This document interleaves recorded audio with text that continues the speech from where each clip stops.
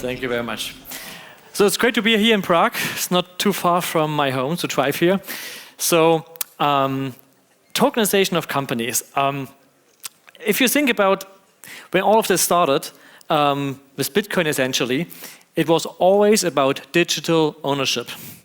This is what made Bitcoin great, and I was in 2013, and that's when I was starting to get interested in Bitcoin and buy some and experiment with it and get to know the technology. And so then in 2014, I got to know Ethereum. So and then in summer 2014, I joined the Ethereum Foundation. And if you think about the core of Ethereum, if you read the white paper, there are a lot of the things actually happened, except of NFTs. I think Vitalik prophesied almost everything. And in there you see it, this is a snippet from the white paper, the first implementation of a token, which could represent almost anything. Later on, we got to standardize it. We called this ERC20, just the ERC20 standard. So it's easy to get compatible with wallets, exchanges, and other things. But this digital ownership, this is how it evolved. And this is always at the heart of what we do at most of the applications in blockchain. So then after 2014, I started a company called Slogit, and we did something called TheDAO. I don't want to talk too long about this. This is for some of you, a really bad memory, for me partially too, to say it lightly. Well, for those of you who have been not in the space in 2016, I'll give you a very, very short condensed overview of what happened. So we got Ethereum now, we got smart contracts now, so it was so obvious we had to do something with it. And so the DAO, nobody really had an actual decentralized autonomous organization which should run on-chain coded. So I wrote the code, I wrote the white paper, we released it. We wanted to build something called the Universal Share Network, which is like a decentralized way of doing sharing economy, similar to Airbnb or Uber. And yes, it was successful, meaning there was about 11.5 million Ether what it raised. Back then it was $150 or $160 million. This was, again, price was something like $5 to $10 per ETH at the time. Interestingly, we also got a lot of press. New York Times, actually globally, and a lot of attention towards Ethereum about what is the thing, a decentralized autonomous organization. So we got to explain it a lot, and actually if you speak to people, a lot of people came into Ethereum during that time because the thing got attention. Also, it was fairly distributed. So the top 50 token holders collectively owned only 42%.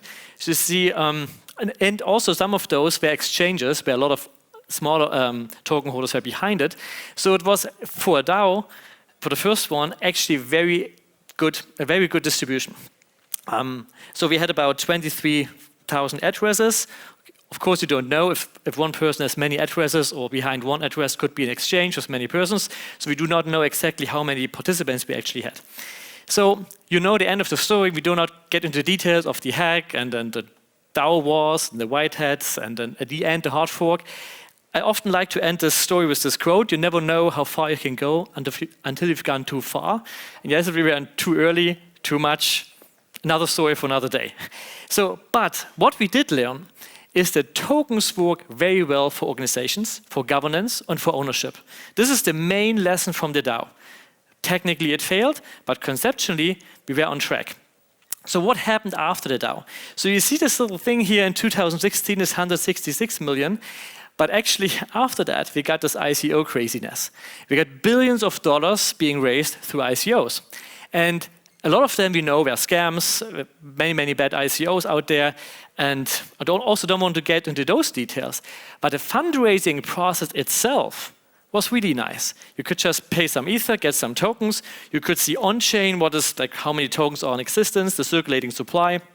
You could calculate the market cap. So the transparency and the process of fundraising was really good. Just the projects, some of them or many of them, really bad.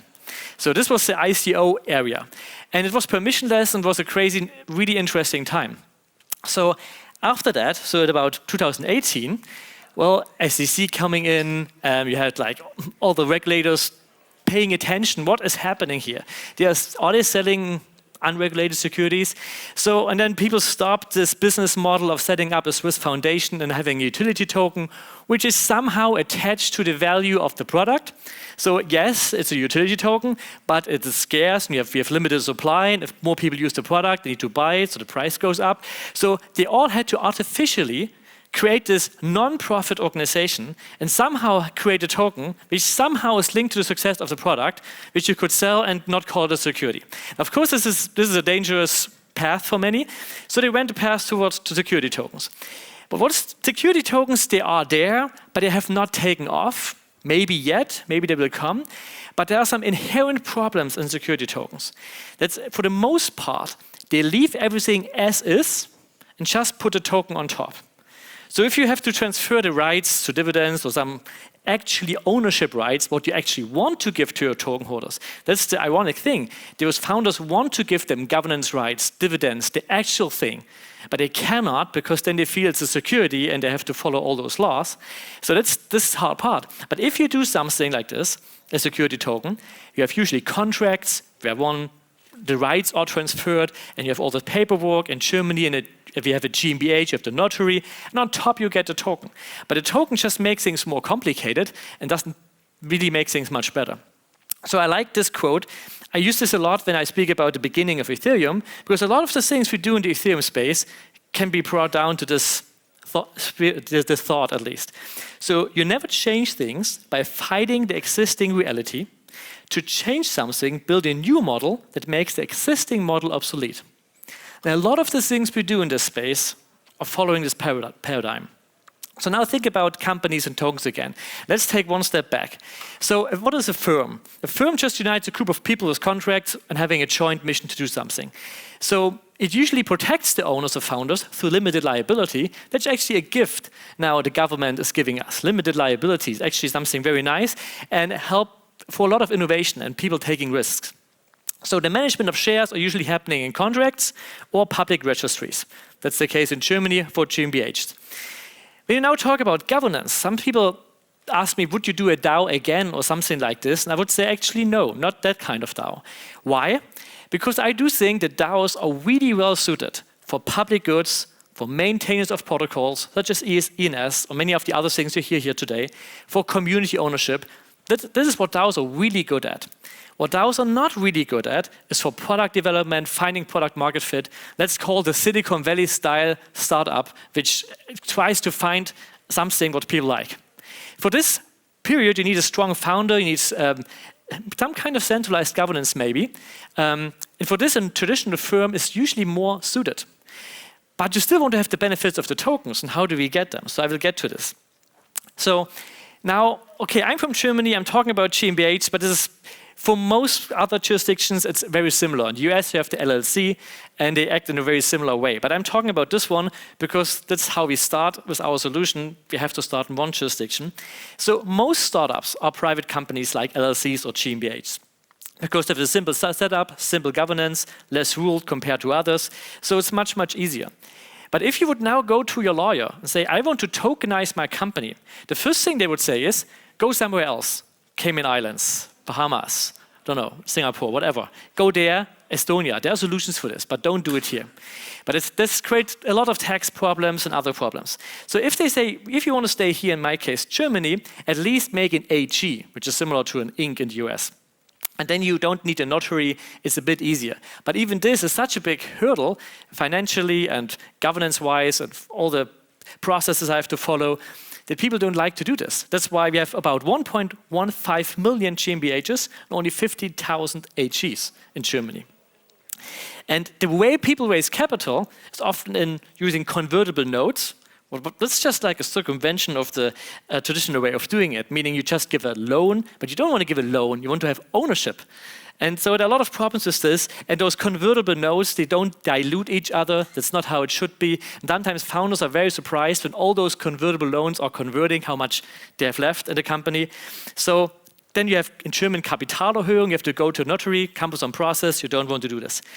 And the other problem is, you have those companies and you have a lot of stakeholders, but they have different assets. So let's take the founder. He has actual shares in the company. Then you have an investor with a convertible loan.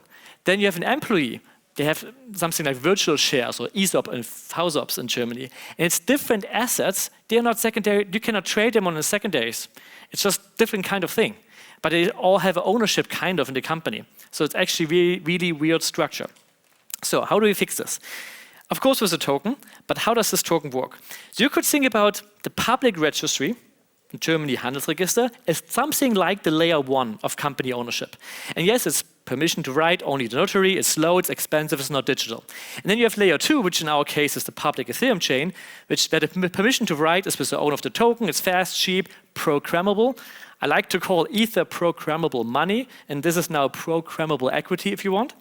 And you can interact with in the DeFi ecosystem. You can use these tokens on Uniswap or give yourself a loan using the token as the collateral, all those nice things. The question is, how do we combine those tokens and those rights? And here we have worked now for a very long time, paid a lot of money for lawyers to find this solution. And I will now quickly go through this. So first of all, what is it? It's a participation right. Where if you have the token, you can get dividends, liquidation proceeds, exit participation, and information rights. So you can look into the books of the company. And very important, you have a put option to give the token back and have a way to receive actual shares. So you can kind of convert it. So the details you can find the paperwork on our website. So therefore, a token is economically speaking the same as being a shareholder, especially because you have this way of converting it. So that's the rights. So it's similar to security tokens. But now comes the innovative part where we are the first one doing it that way. I explained to you a security token has this problem of having actual contracts giving the rights from the seller to the buyer. You always have this contract. So it's a chain of contracts giving those rights to the next. So let's say you trade this token on Uniswap, and this token has now a history of 100 different owners. What if one of them was actually not authorized to do this, or his 8-year-old daughter signed this transaction, or for whatever reason, this contract is invalid? Then you have the biggest problem ever, because the token continues to trade, but the rights are with someone else. So if this token holder tries to exercise his rights, then the other guy comes and says, I want to exercise my rights. And yes, my token is gone, but the rights are with me because this was invalid, because the person who did it was not authorized to. And then you have a big legal mess.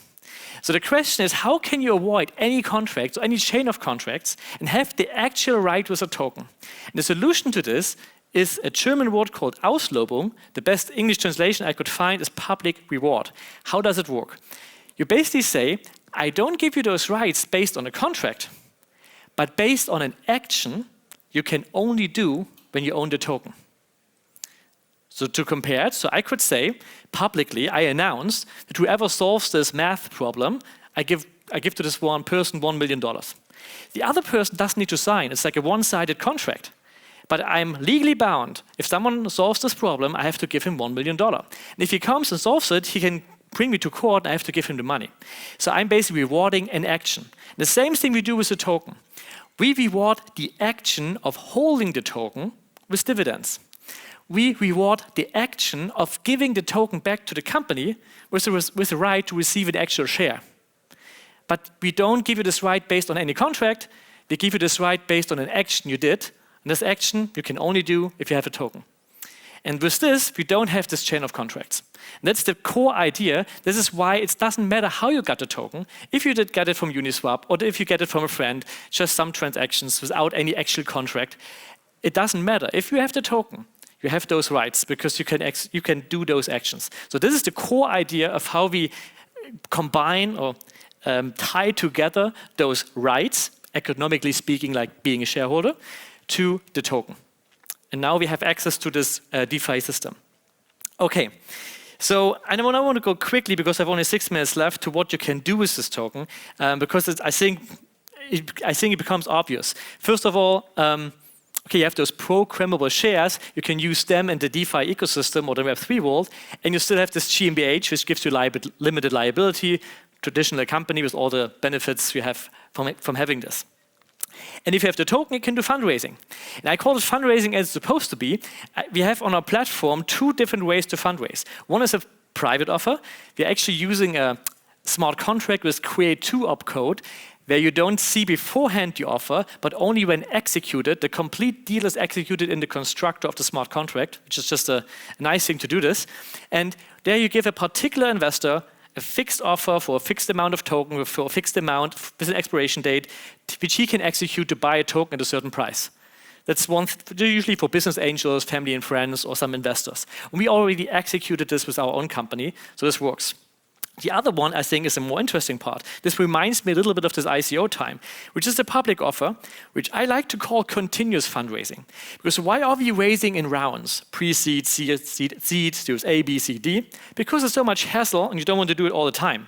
But what if you could just say, you have an Invest Now button on your website, which everybody can push, and there you see the terms, like current company valuation or price per token, how much tokens are currently available, and if they want, they can just buy. It's a continuous public offer where the parameters can be set by the founder if he wants to, if he is fundraising, he makes the tokens to be sold high. If he doesn't want the fundraising right now, he can just pause it, he can change the price. That's like a continuous offer to the public where everybody can invest. Now, everybody, of course, I get to regulation in a second. So another thing you can do is employee participation. You can give the exact same assets to your employees. We have vesting smart contracts with a cliff, which you can just use as you use in other programs to incentivize your employees. They are tax optimized. I don't get into those details, but it's also available on the platform. So now with circulation, I like this tweet from Alex.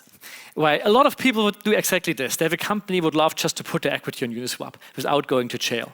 So far what I explained to you is the civil right part of it, meaning the law, how we tie the rights to the token. Now the other side, you would say in Germany Aufsichtsrecht, or what in the US would be the SEC, in Germany the BaFin. So there are rules for those kinds of tokens which you have to follow, and we have to follow them as well. So Tokenized acts under a liability umbrella of BitAlo, which means they have a broker license. We have to, of course, fulfill all those requirements, KYC, AML check, and so on. So this is the one part. The other thing is if you do an offer, now I'm speaking only of Germany, and it's similar in other countries, you usually have to make a prospectus, which is very expensive and takes a lot of time. But there are some exceptions, and we of course make use of those exceptions. One of them being, if you make an offer for only up to 149 investors, in our case the private offer, that's okay, you don't need to have a prospect. So that's one thing you can do on our platform, of create 149 links which you can send to people to invest. The other one, if you want to raise up to 5 or 8 million, then you need something called a Wertpapierinformationsblatt, which is also not too hard to get, takes about 3 to 4 weeks, costs you about 3,000 to 5,000 euro. It's doable. With this, because we do have this broker license under the Haftungsdach, or liability umbrella, we can help you basically do this public crowdfunding, where everybody can invest. We check if they are allowed to invest, and if yes, they can do. And most of them actually can. So with this, we have created a solution within the legal framework we are living in, which gives you a very similar experience to what we have back then with the DAO or ICOs and others, but giving you something which is not just utility somehow tied to a product, but actually dividends, actually right to convert, or a pathway to convert to shares, all of those things. So that's what we have built. And so our mission is actually to enable everyone to become a co-owner of a company. So it becomes as easy to become a member of a DAO or some token-based project. You can become a member of a GmbH or some limited liability company. And we want to work towards all jurisdictions. We're just starting in Germany because that's where we are based. And our homework we have to do is now go through all the other jurisdictions, all the other countries. We start with Europe to build exactly the same solution and adopt our legal templates we have on our platform to allow founders to do exactly this. Fundraising is supposed to be incentivization of employees, customers, and whoever, like you do in the Web3 world. So that's our mission, and I hope you join us, helping us, using it, giving us feedback, and we hope we have a DAO-like world also in the traditional world. So, thank you very much. Thanks. We have a bit time for questions, so if you have some questions, go ahead. Okay, I have 1 minute left here. So 1 minute left here, so this gives 1 minute for questions. Yeah, go ahead. What do you think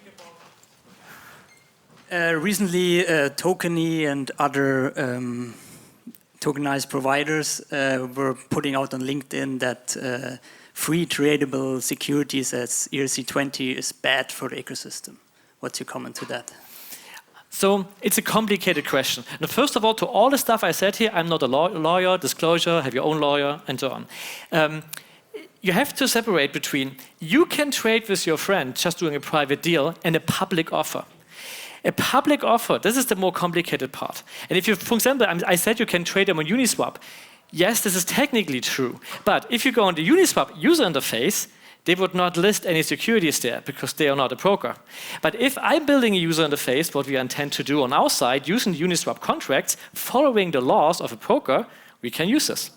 So this just is a question of user interface and the requirements you have for letting the general public invest in companies. But if you do private deals, it's a complete different thing than letting the general public on it. And yes, it is unfortunately not that easy, but it's also not impossible. Sometimes people think it's absolutely not doable. You can, yes, you have to do KYC, yes, we have to do AML, we have to do those checks, that's the law, but after that, we can let you invest. Yeah. But I don't think it hurts to have them as ERC20s.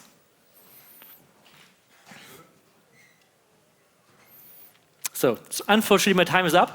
But you can contact me on Tokenized website. There's some contact forms, such as Christoph at Tokenize It. You can reach me. Okay.